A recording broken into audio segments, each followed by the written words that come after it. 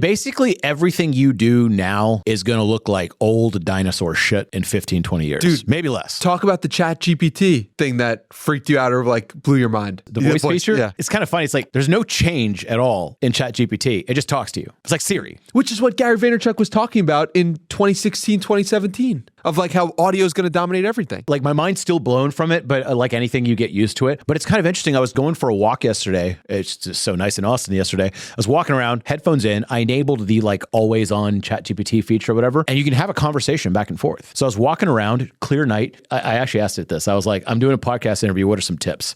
And it gave me ChatGPT style tips. And I was like, oh, you could be a little more specific. And I said, I'm interviewing Danny Miranda. And it knows who you are because you're on the web. So it did all the research about you and told me all these different things of what you're known about and what I should ask about. And like, was I listening to everything? No. Was I taking notes on every single thing? Were some of them generic? Sure. But overall, I was just like, oh yeah. This is what he's known for. I should focus on these types of things.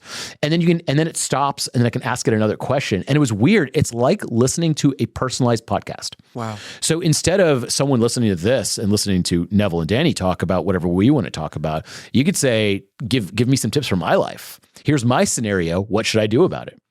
And it'll give you a bunch of tips. And out of the 8 to 15 things it spouts out, maybe one of them really stands out and you go, oh yeah, I'm going to do that. And so I'm wondering, like, where does that go? That's a very interesting question. Like, this might look like dinosaur stuff in 10 years. Oh, yeah. It's got to, right? If you look at 10 years ago and where we were, what was 10 years ago? 2013 in media?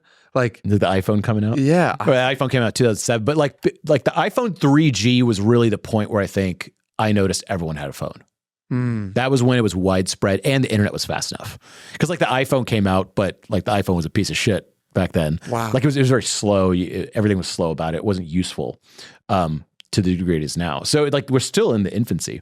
Also, if you look at some of the Mark Zuckerberg, Lex Friedman interview where they use like the headsets to use, I was just like, well, that's not perfect yet, but damn, that's really good already. I couldn't feel their reaction, obviously, when I was watching that, but their reaction, or Lex's reaction to using it for the first time was like, oh my God, if this becomes widespread. My friend group's demonstrator of VR for like the longest time. I've always had the latest VR stuff. And it was mainly useful for games, but one of the funny things I noticed about VR, like the mind-blowing moment, was whenever I would give people the demo. This is the Oculus Quest demo, just like the free demo that comes on how to use it.